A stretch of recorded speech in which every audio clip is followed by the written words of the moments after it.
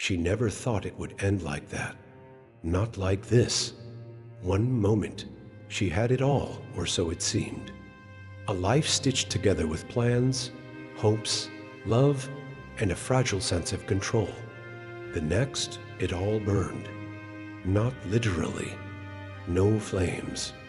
But it felt like fire, like everything around her caught on some invisible spark and turned to ash while she watched, paralyzed.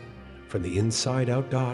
It started with the silence, the kind of silence that isn't peaceful, the kind that roars, the kind that creeps in after heartbreak, after betrayal, after the final goodbye that no one saw coming. First, she lost her partner, not to death, but to something worse, abandonment. Then her job, not because she failed, but because life decided to remind her how fragile success can be. Then came the isolation. Friends disappeared.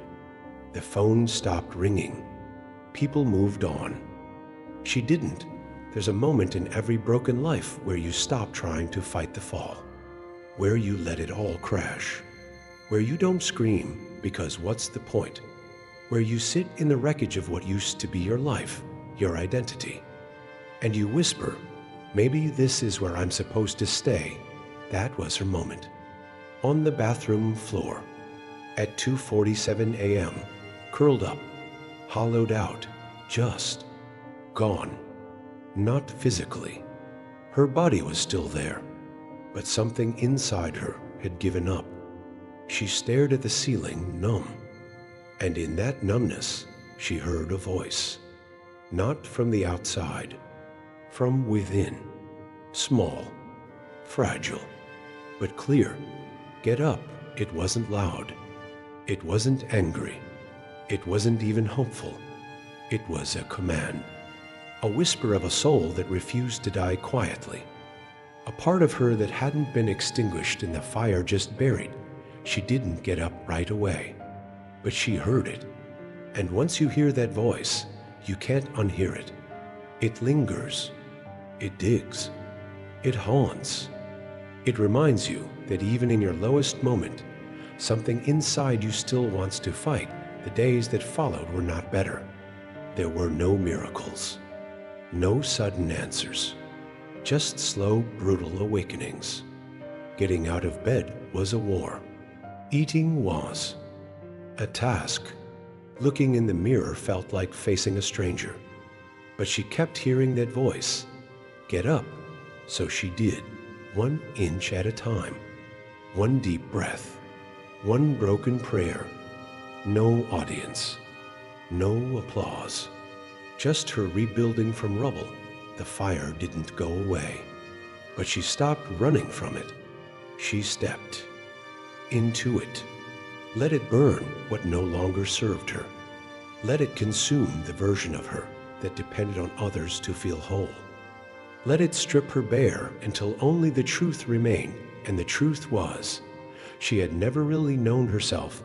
She had played so many roles, the good partner, the loyal employee, the always available friend, that she had forgotten who she was without the masks. The fire took those away, and beneath the ashes, she found something terrifying and beautiful. Her, not the version shaped by expectation or fear, the real one. The one who didn't need validation to feel valuable. The one who could stand alone even when her knees trembled. The one who didn't need to be saved because she had already survived. She started walking again, not toward what she had lost, but toward what she had never truly had. Herself. The process wasn't beautiful. It wasn't romantic. It was messy, raw, and filled with doubt. Healing, she realized, doesn't feel like light pouring in. It feels like pulling glass shards out of your chest with trembling hands. Some days, she thought about going back to the comfort of old pain, to the numbness, to the illusion that she was safer when she felt nothing. But every time that voice returned, not louder, but stronger. You've come too far to go back to what broke you. She began to write again. At first, Just a few broken words in a journal stained with old tears. Then paragraphs. Then pages. She wasn't writing to be heard. She was writing to remember who she was before the world convinced her she wasn't. Enough, she started saying no to the people who only came around when she was easy to use. To the thoughts that told her she'd never be more than her wounds. To the voice of shame that whispered, "You're too broken to be loved," she started lifting her own weight, literally and metaphorically. The gym became her temple, not because she wanted to look strong for the world, but because every drop of sweat reminded her, "I'm still alive. I still get to choose," and with every rep, every step, every journal page, she slowly built herself not back into who she was before the fall, but into someone entirely new. Someone forged by pain, but not defined by it. Someone shaped in the fire, but not burned by it. One morning, months later, she woke up and felt something strange. Silence again. But this time, it wasn't heavy. It wasn't loud. It was peaceful. Still. Whole, she smiled. Not because everything was perfect. It wasn't. But because for the first time in her life, she wasn't chasing something. She was something. She looked around, no partner, no job title, no trophies to show. But she had herself. And that was enough, not the version that begged for love. Not the version that broke for others. The version that stood in the fire, screamed into the dark, cried herself clean, and rose scarred, but not ashamed. She stopped apologizing for surviving. She stopped trying to explain her worth.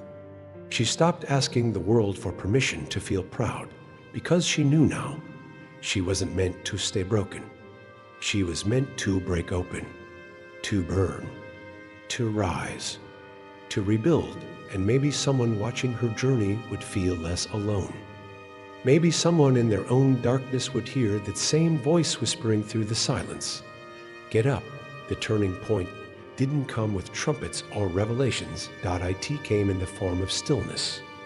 A moment when she realized she no longer flinched at her own reflection. She didn't hate what she saw anymore. She didn't see weakness or failure or the shadow of a woman who once begged for crumbs of affection. She saw clarity. And clarity, she learned, is what arrives after the storm has taken everything false away. People started to notice something different in her. Not louder, not bolder, but anchored. She didn't explain her silence anymore, it spoke for her. She didn't justify her choices, her life was the proof. She stopped entering rooms trying to be liked. She started entering rooms grounded in one unshakable truth. I am no longer hiding. The fear was still there sometimes. So was the pain. But it no longer controlled her. It no longer defined her steps. She had walked through fire, and the fire had given her eyes that could see through illusion, through false promises, through anything not rooted in truth. She wasn't interested in perfection anymore. She was interested in depth, in real, in raw, in people who could sit with pain and not run from it, who could look her in the eye and recognize the storm behind her calm, because the calm she carried now wasn't the absence of chaos, it was the mastery of it. She began to help others quietly, not with advice, but with presence. She would sit next to someone breaking and not try to fix them, just be there, the way she had once wished someone had done for her. And that's when she realized something even deeper than healing.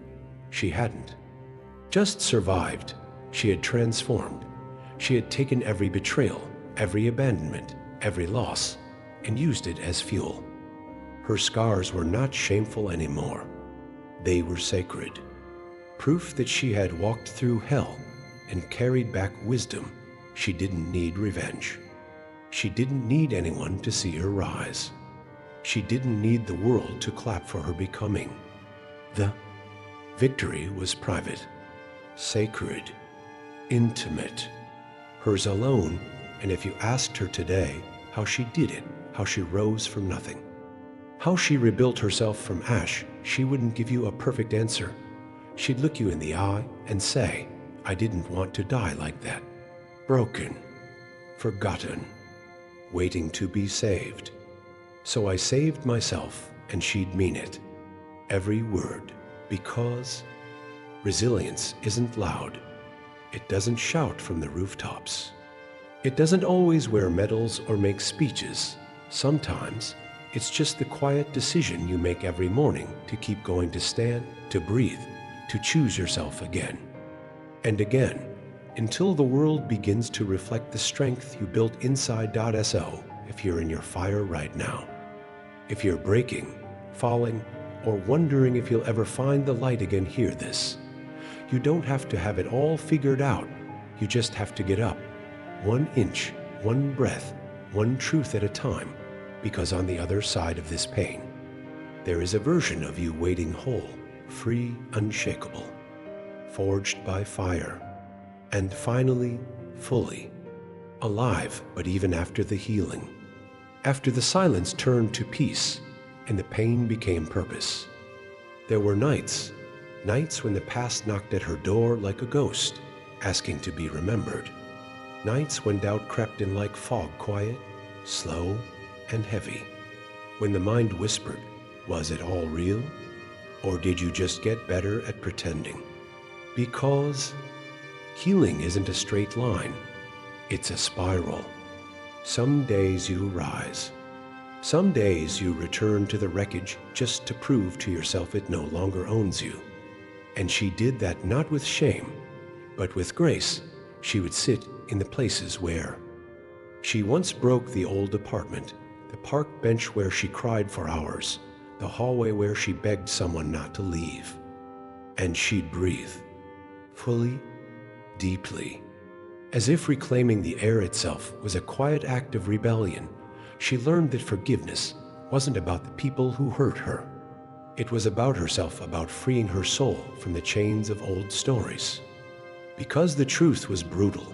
People who love you can still leave. People who swear to protect you can still be the reason you shatter. But you still get to decide what happens next. And she chose not to carry the weight anymore, not because it was easy, but because her life, her freedom was worth more than the pain that built her. She started dreaming again. But this time, the dreams were not about escaping. They were about creating. She didn't want a perfect life. She wanted a true one. One where she didn't have to shrink herself to fit into someone else's story. So she wrote her own. She traveled, not to run, but to expand. She met people who didn't know her past, and she didn't offer it, not out of shame, but because she was no longer defined by it. She spoke softly, but lived loudly. Every day was a quiet declaration. I am not who they said I was. I am who I decided to become, and the world noticed. Not with viral moments or grand applause, but with the kind of respect that can't be faked.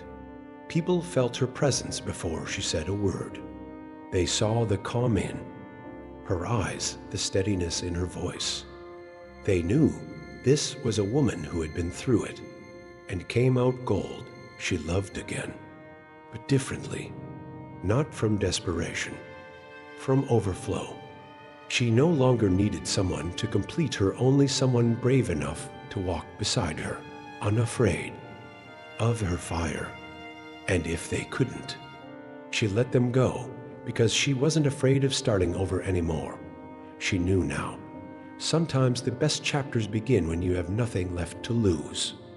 When you're stripped of everything: status, certainty, even people, and you realize the only thing that ever really mattered was the part of you that refused to die. That's the part she lives from now. And that's the part you have too. Even if you've forgotten. So if you're standing in your own ruins right now, if everything feels lost, if the silence is screaming, if the mirror feels unfamiliar, remember her story, not because she's special, but because she's you. In another form, she's proof that you can lose everything and still find yourself right there in the fire.